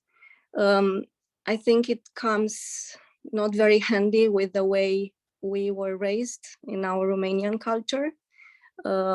We learn how to be stoic, how to hide the pain, how to not talk about the ones that we lost. So it's very healing for me to, I guess, first reading and listening to other people's stories like yours, and also to live my own pain. And I love the way you said, Domnica, about memoirs. Actually, they are not stories of our lives. They are stories of the memoirs of our lives. Thank you. It's indeed very therapeutical. And also, as Mihaela did the mindfulness self-compassion exercise, reading is so mindful. It's like living in the present with the story and with the stories that triggers within your own life. So yes, thank you for this event. Carmen, you wanted to say something? Yeah, I just wanted to go just very briefly a little bit to talk about the artistic process itself, because we're talking about, you know, healing through writing, through the therapy, through the writing. And just to say what I find helpful, I've been sort of coming up with this idea of the artistic distance as I was working. So there is the subject, right, of the trauma. There is something that happened that is very bad that we wanted to write about. There is something that happens in the mind in terms of transferring. There is, you know, my father went to prison. Okay, I want to talk about that. Or, you know, I'm going through a divorce. I'm going to talk about that. How do I transform that subject matter into an object of art? What is the creative process of transformation? What does it require for the material to be chiseled into that object of art that somebody else can take it and admiring it, not for me, but rather because it says something different about life, or it said something about fundamental about suffering. And what I find very helpful is giving myself the mental space of putting my own, and it happens quite naturally. Your pain needs to go aside because you're focusing on, oh, what's the right metaphor? Oh, what's the right image for that moment? Or what are the right words for that moment? In focusing on finding the right words, you forget at least momentarily about the trauma itself. So it's not revisited, but as it is transformed, you give yourself a break from that. And even if it's a tiny bit of time at the time, it's just enough for the soul to regenerate itself. So that's what this is what I've been experiencing, you know, so it's trying to talk about my memoir, trying to talk now to process about everything that I'm going through. What is the right image? In focusing on the image, I tend to give myself a break from the anger that I feel, which is huge. I don't know if other people have the same process that they go through, same emotional process of they go through the writing, because I think the reader can catch up onto that. The reader focusing on, ooh, that is a nice image, rather than, oh my God, look at that story. Do you know what I'm saying here? So I don't know if people have similar experiences with that, but that's something I'd be curious to see how you guys do that.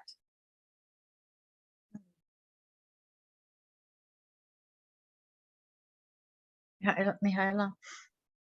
As a reader, Carmen, I have a similar experience as yours, depending what I read, and my tendency is to read heavy stuff professionally mostly. I need breaks, and I need to take care of myself emotionally. And I think that's a good thing. You know, what you described doing, I mean, you do what you need to do in order for yourself to feel good and to feel in a place where you can convey the message that you want to convey. And for me as a reader, to absorb it in a way that will mean something to me, I need to take care of myself in that process as well. And sometimes it takes me longer to read a book, or sometimes it takes me that time of revisiting, because I could not stay too long in a chapter or description as long as I wanted to be, because of my emotional responses to it. So it happens to me as a reader as well. I just want you to know that, you are not alone in this.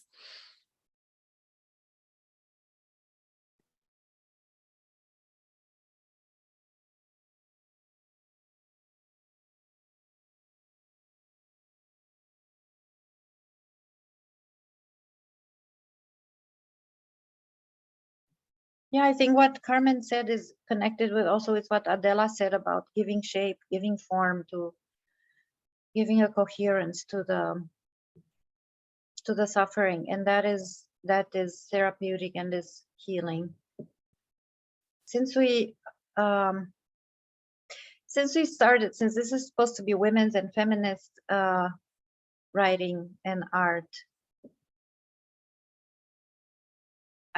I wonder how you find how to phrase this. How is it different that we are expressing women's concerns? How is it for you? How is it for all of us? How is it different from, say, how do you think it's different, and it is perceived differently or processed differently by readers,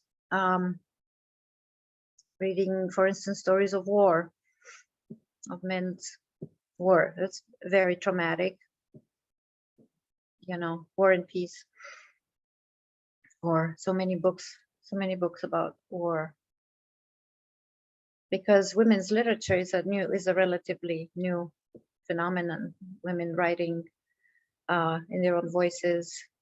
They have always, but there's quite an abundance now, and women's memoirs in particular.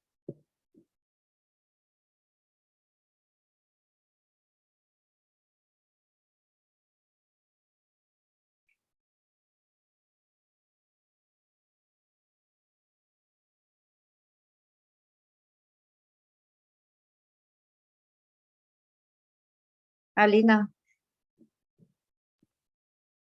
If I think about that, Dominika, then I won't write. Like if I think about how it's compared to men, I guess the challenge for myself is really letting go as much as I can of any sort of metric that I've internalized that compares me to men. I was thinking about when I was younger, and my mom cut my hair short because we got lice, and I was constantly mistaken for a boy.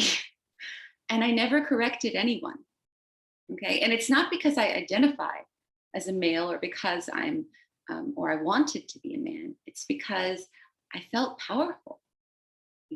I felt suddenly like people thought I was a man, which is someone who could do something. And it was interesting because I never thought about that then. I've thought about that now as I watch my daughters growing up, and so it's not separate, right?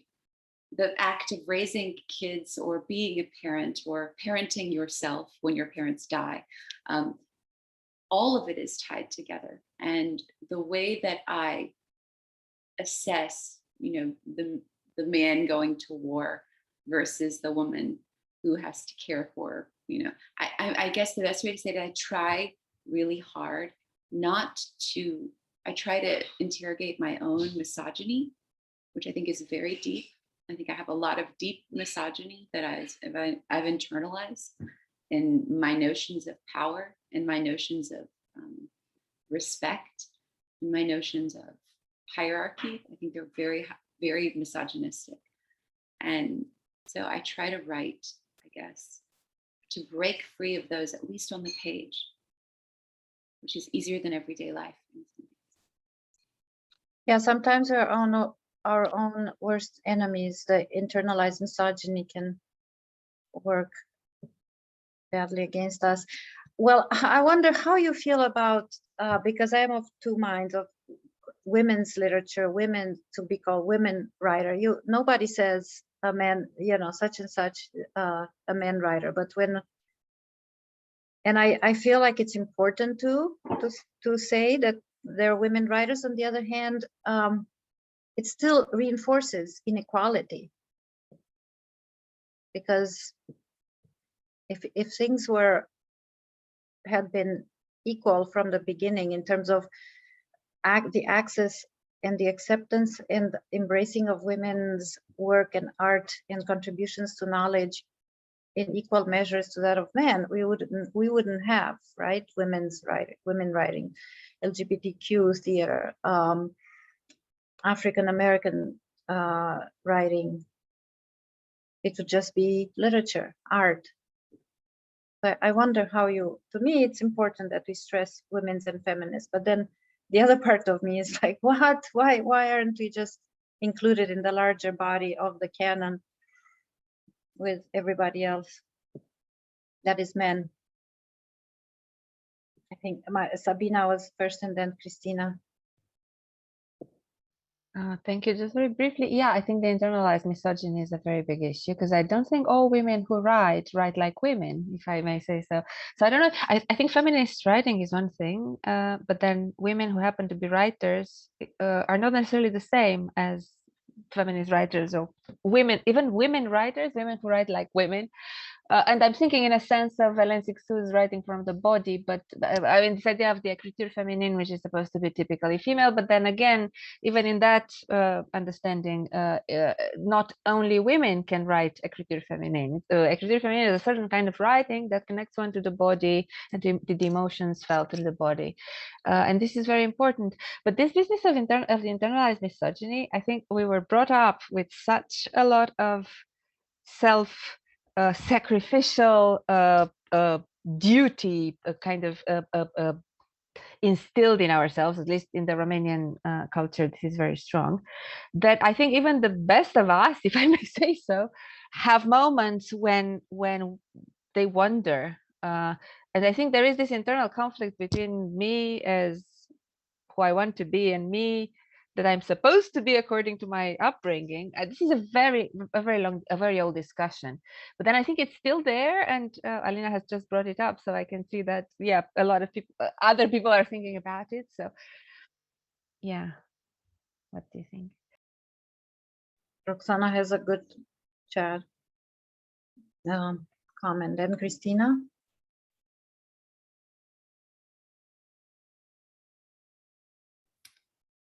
So briefly, as an educator, I'll address Roxana's comment in the chat. I think, yes, those labels are out there. We need to harness them and use them and hashtag it and get it out there. So yeah, maybe I don't want to be women's writer, but right now I'm going to hashtag myself as women's writer so that people see me. Yes. But as an educator, I teach history.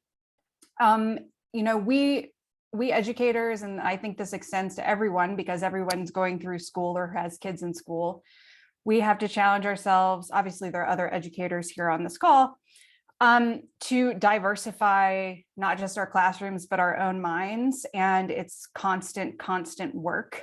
And teaching history, I never say mankind, it's always humankind. And my challenge is to have just as many historical male figures as female, and talking about gender and talking about, homosexuality. And I mean, basically filling in the gaps in all of the textbooks. And it's more labor, it's constant work, but I believe that I really do believe that education is the way we're gonna make this world better. So that's my my soapbox for a second. Yeah, I believe very strongly in keeping what Roxana said, keeping the women, keeping the feminists.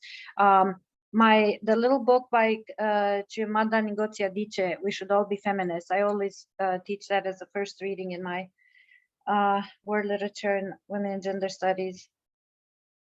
And I am of the view, I have often said as a co-creator of the women and gender studies at my very masculinist university, that the point of feminism and of women and gender studies program is the final goal should be their own disappearance, in the sense that we wouldn't, when we achieve equality, they wouldn't be needed. Until then, we do need it. We do need to keep forging ahead, and with feminism, with women's rights, women's literature. But at the same time, I do want us to be fully included in literature. Yeah, Carol. I was just going to say, Dominika, as you're talking, I think labels are good to use them when they're useful, and then get rid of them when we no longer feel that we need them. I mean, being slave to a label is not good, but they're very necessary while we need to get where we need, because otherwise we'll always be sort of kept down, as it is the experience. But I wonder how many of you actually, when you sit down to write, you think to yourself, well, I am a woman writer. Where you just think of, because I think of myself, I am a writer. It's between me and language. You know, it's between me and language. It's not between me and label in a language. It's not that. But then at the same time, when I am looking at the subjects of my poetry, at my subjects of my memoir, I'm very deeply a daughter, I'm very deeply a mother, I'm very deeply a woman. So this is where the problem is, the way you're putting it there, that you do feel your divided self, right? That you want to be the part of the full apple, but you know you're half of it. But we also write about our women's concerns that wouldn't be expressed in exactly in a male yeah, literature, about in our voices and our experiences that are from our gendered experiences, are because we traverse the world, and our journey through the world is happening in a woman's body. Yeah, that's what I'm saying. Yeah. And our art is going to reflect that, and it should. I think Mihaela wanted to say something. I absolutely agree with what you said in terms of using labels when needed.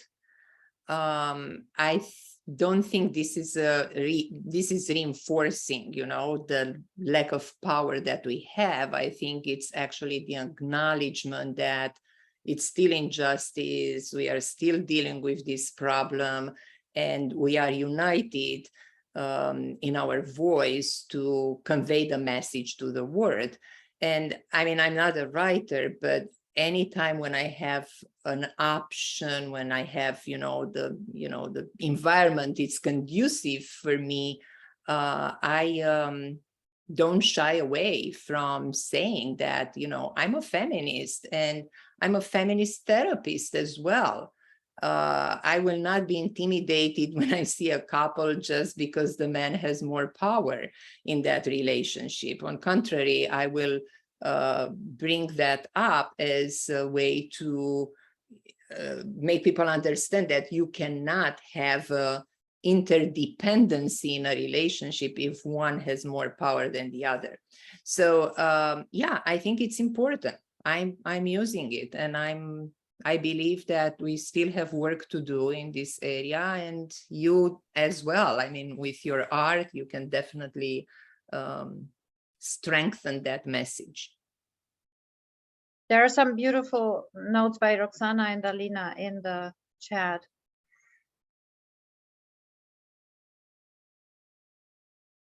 Roxana says, to me, my womanhood, my femininity is so connected to everything I do. Yeah, I feel the same.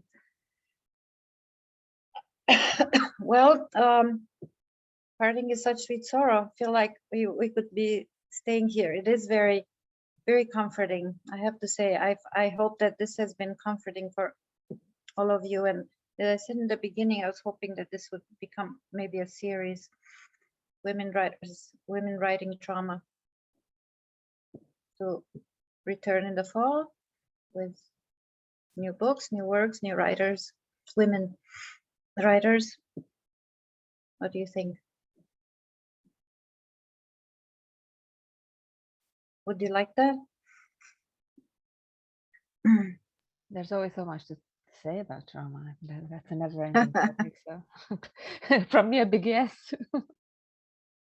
Yeah, we're maybe also, because I'm a fun-loving person, we could also have, and that is the other side, the palliative to trauma. Maybe we could have an event on women joy and pleasure, women and joy and pleasure, and humor, to to explore, because I think we all, for having read all of you, we all also write about that as well, and we all have used irony and beautiful lyricism. Yeah, Carmen said joy, writing for the joy of it. There must be the other side. And yes, writing, Mihaela said pleasure is so much restricted in women. I think an event on pleasure and joy would be good, and laughter. Well, thank you so much for bringing your beautiful work and your hearts and souls and art to this. I hope it has added to your to your summer. Thank you, Mihaela, and thank you, Christina, and thank you, Alina and Roxana and Adela and Carmen. So great to collaborate with you. And yes, we say goodbye. See you. Thank you, Dominique, for